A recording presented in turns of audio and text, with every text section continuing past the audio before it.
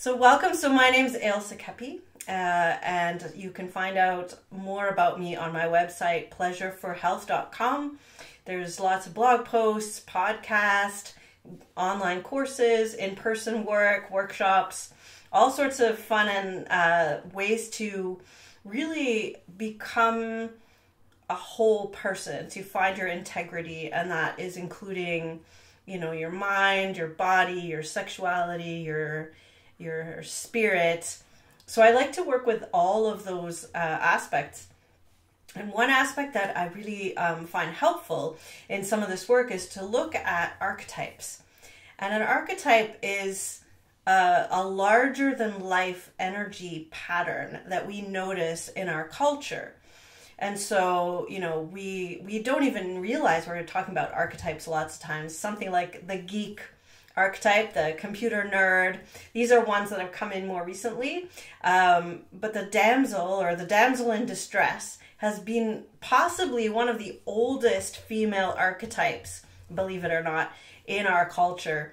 And so it bears looking at, really, because especially for, people, I'm streaming live in my Facebook group here for women, it can be so pervasive in our culture, and then we take it on for many reasons, and sometimes we get stuck in the damsel or the princess. Sometimes it's similar to the princess archetype, and we never actually develop or grow into the queen.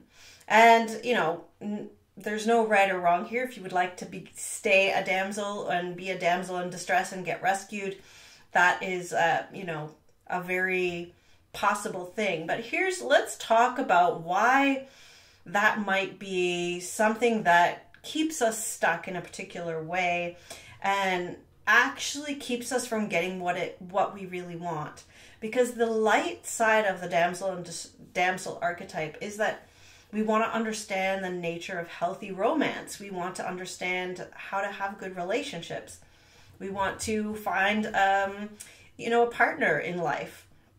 And so the damsel archetype can be there to help begin the process, but we don't want to get stuck in that one-dimensional way of relating. And so, we also want to learn to have the ability to protect and provide and rely on ourselves. Not so that we have to do that all the time, but just so that we know that we can do that.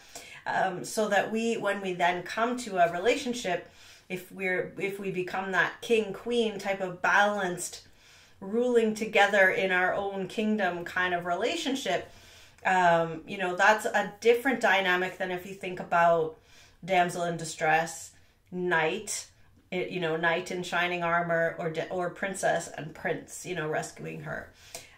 So we always want to look at power exchanges in relationships.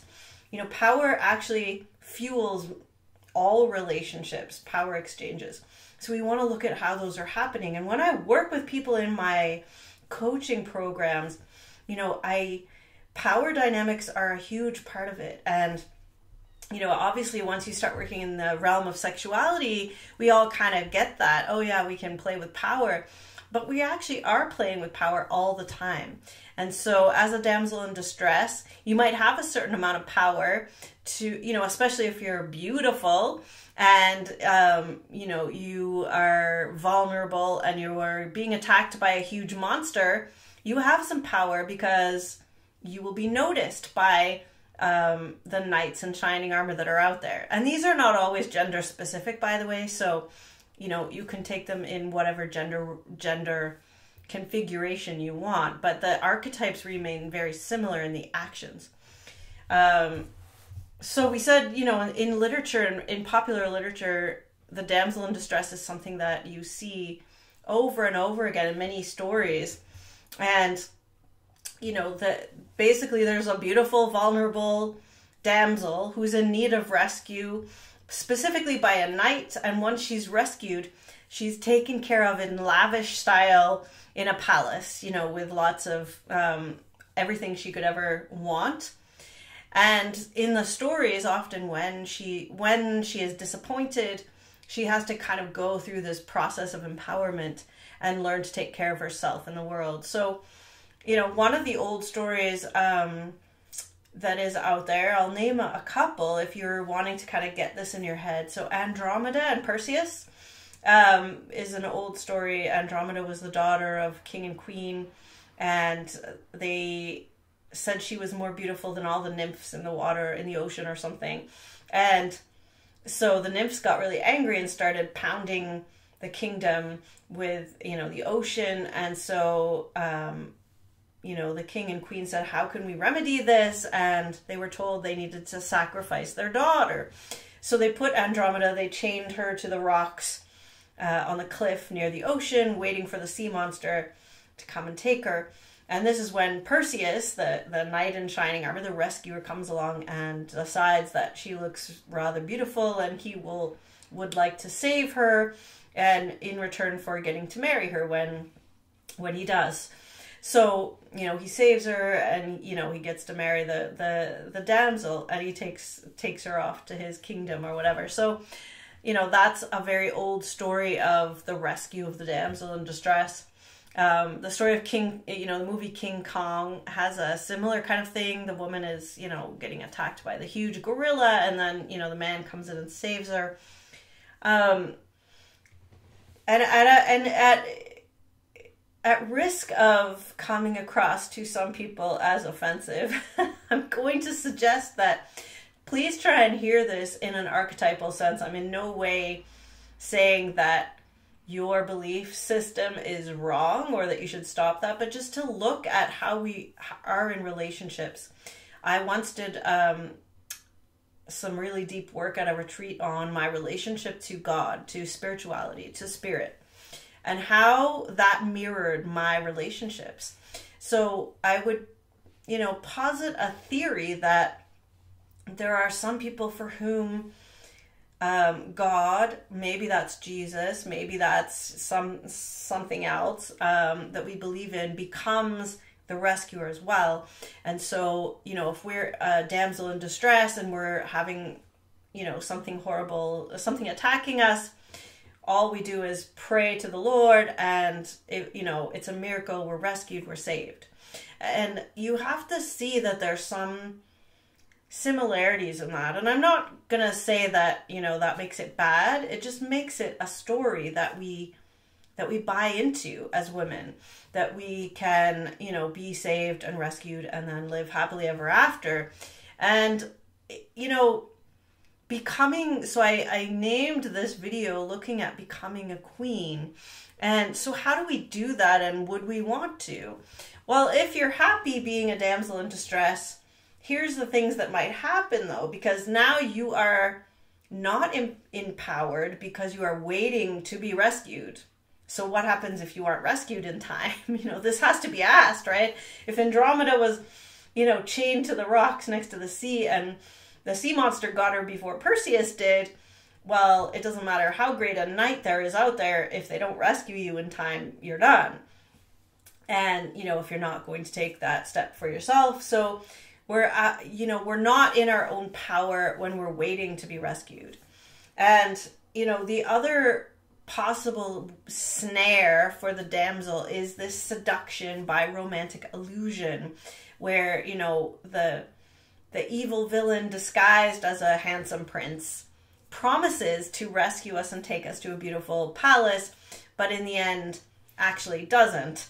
They either do something else with us, or they pay off their debts, or they do whatever, right? And this resonates very deeply with me, and how I think I really did embody this archetype for many years, and I was taken in by the illusion of love, romance. My ex was really, he could talk, he could make me feel beautiful. It felt like, we had a 1-bedroom apartment. It was by no means a palace, but he could make it feel like, this is my palace and I'm bringing you here, and aren't you special, and isn't this wonderful?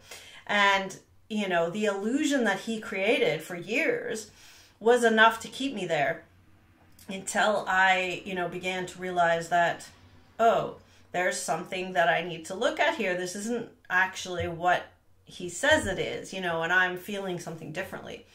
And this brings me to the awakening part of the story. So often, you know, in our feminine journey, the empowerment comes more from kind of an awakening rather than perhaps the more masculine hero's journey of like fighting a monster or having some kind of struggle that we force our way through with our iron will and our courage. You know, we can definitely, as any gender, go through, you know, all of these types of journeys, but waking up to what we are really feeling, waking up to what is the reality of the situation we're in is the magical moment of the story of the damsel. You know, and you can see this in stories like The Sleeping Beauty. You know, waking up and seeing, you know, what's there, or Snow White, or all of these things. So they have a waking up moment and they begin to see what's really happening. So we want to think about how are we going to do that awakening process. If you are feeling, and this is the key, if you are truly a damsel in distress, there's a couple caveats to that. You have to stay young and beautiful, because that's what attracts the rescuer, right? The knight in shining armor. So this leads to many of our patriarchal views about women needing to stay young looking and beautiful looking. It's not okay to become a crone, a wise old crone. This is like a witch. This is something we don't want to be. We want to stay the young princess looking like that. So this whole damsel archetype keeps us locked in that, and in the fact that for men, you know, or the masculine, or, you know, whatever gender form it takes, the rescuer, the knight in shining armor, wants to come and save us, and that makes them feel good. Oh, I'm so powerful and courageous, and I can ride in on my horse and save the day. And that actually gives them a feeling of empowerment. You know, and maybe you like being taken off to a palace, and maybe that's worked for you. But I can say I've known many women that have ended up working with me to rebuild their confidence after ending up in an abusive relationship that started off exactly like that. They were a beautiful damsel. They were very lovely. You know, they married this rich man. He had this great house. They had whatever they wanted. And then the emotional abuse started, or the physical abuse, or sexual abuse, or ignoring them, or they had affairs, or they were, whatever it was, started happening. And the woman would put up with it for a while, thinking, well, you know, I have the beautiful palace and I'm still beautiful, and so this is all okay. But after a while, they start to realize that this is not what they want. And so what comes up against them is the fear. The fear always stops us moving forward. And what is the fear of the damsel? Well, a big fear is going it alone. I can't do this by myself. It's too much for me. You know, for me, it was like, I have 4 kids.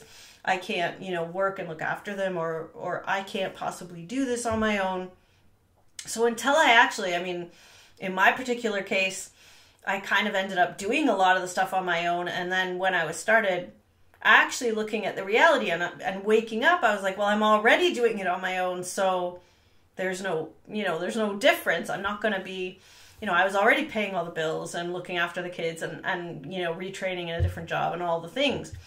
So, you know, going it alone can be a really big fear. And for this woman that, you know, I'm thinking of, who married a rich pilot, you know, they were, you know, had a big house and a boat, and they lived on the lake, and all, you know, had lots of rich friends, all of that. She didn't have to work that hard. She had a job that she liked, but, you know, but she didn't have to work that hard. But when it came time to, you know, she was really being abused, and she knew it, and she was getting worn down with that. And she couldn't leave for a long time because she was afraid of giving up all of the money, all of the security, the supposed security, and all of the things she had as being in that role, in that, you know, in the palace. But she wasn't a queen. She hadn't grown into a queen because she, you know, the knight in shining armor was just being abusive, and there was no growing into king and queen and ruling together. There was no partnership there. So, you know, perhaps you are a damsel in distress and you attract a knight in shining armor, and perhaps there's a possibility that could lead to you both growing into the king and queen archetypes. There's always a possibility.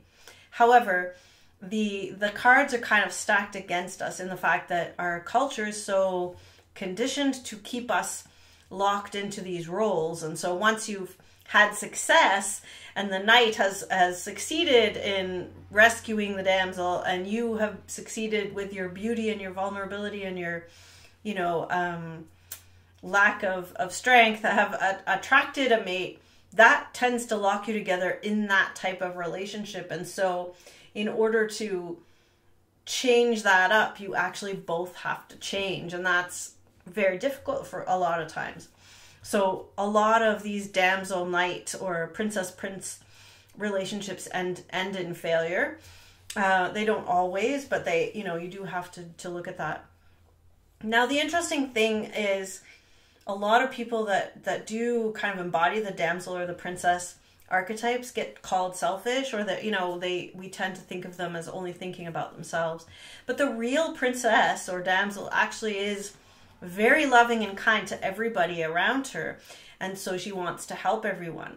But she wants to do that from a place of helplessness, rather than growing into being a queen and being able to actually curate, oh, I can use the resources of the kingdom to help these people. I don't have to help them all and just hope that my knight in shining armor will come pay the bill afterwards, right?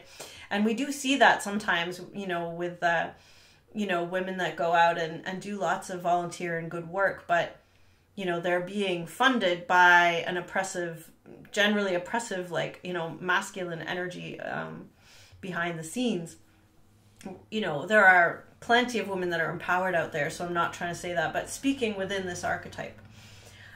So we don't want to lose that looking out for others, but we want to learn how to, you know, this is where learning how to have boundaries comes in. This is where learning how to have self-esteem in our own self, not by our beauty or our, you know, ability to attract a knight. So building other ways to have self-worth, to have confidence, all of these things. And this is exactly what I work with in my programs with particularly women, working through this type of relationships dynamics. So, you know, if you are interested in doing this kind of work and taking a look at all these different levels, we have the soul level, the, you know, the body level, which is, you know, where a lot of our habitual patterns are living. We have our mind level, where we want to understand how things are working and we need to learn about it in order to sometimes change our behavior. But the mind on its own will not change things. We have to change on multiple levels. And on these archetypal levels, we actually have to notice if these types of energies are running the show in our lives. Because, you know, we all have archetypal energies that kind of match with us, that we kind of take on. And if we, you know, let them run the show, they may run amok, and we may need to kind of reel them in and go, well, maybe you know, the damsel or the princess was great for a while, and I'd like to grow up into the queen archetype now. Maybe I'd like to let my visionary kind of have a turn driving the bus. Maybe I don't want to always run my relationships through the damsel in distress archetype. You know, you might be very successful in work. You might be able to, you know, function super well as a mom, all these things. But as soon as you get in a romantic relationship, boom, you're back into the damsel archetype, and, you know, you're in distress and you're needing help. You're helpless. So sometimes it doesn't show up in all areas of your life. It just shows up in certain ones. So this as well is something that we work with. How can we bring the strength and empowerment from other areas of your life into that? So this is another way that I work with clients. So I love using stories, archetypes, myths, the body, how we feel with that, negotiating boundaries from that place of empowerment in ourselves. Who are we? You know, who would the damsel be if she wasn't always in distress? You know, how would we actually empower and attract people out of our, you know, artist archetype, or our visionary archetype, or our spiritual seeker archetype? There's so many other ones that we might want to take in. So hopefully that gives you a bit of an overview of this. it is so pervasive in our culture that we probably, if we're in a female body, can't help but have a little bit of this running in our awareness as we think about relationships and romance and love. So this is not at all about a blame thing that you have this problem. This is a cultural, societal archetype. And, you know, there's, like I said, the light side of that, which is the ability to learn to have the ability to provide and protect and work for ourselves, and to understand the healthy romance relationship.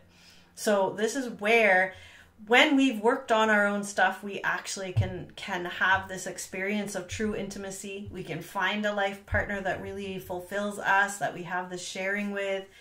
We can actually help others as well in a more empowered way.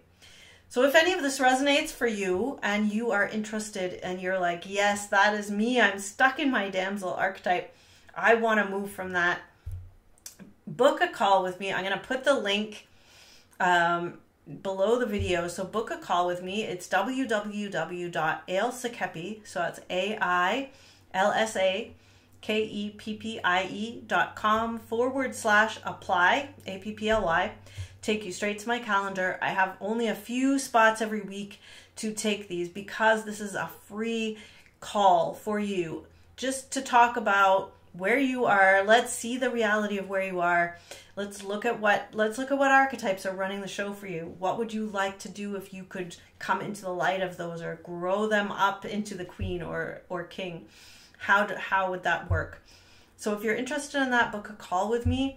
I have a few spots every week to speak to people when they are ready. So this call would be for you if you are really ready to do the work and change, to find out who you are. You're tired of running the same programs over and over again. It's not working for you. Maybe a lot of women come to work with me when they're starting to hit that middle age. You know, we're not young damsels anymore, and we need to kind of look at a different way of being. So if that's you, book a call. And if you aren't quite ready and you just want to kind of hang out and lurk, I do have a free Facebook group here. It's called Women Healing from Emotional Abuse with Power, Passion, and Pleasure. So do look that up. Feel free to come on over if you identify as female, and share in that community or if you want to see if this is the right type of work for you. So it's been great talking to you. I wish you all a distress-free day, and we'll talk to you soon.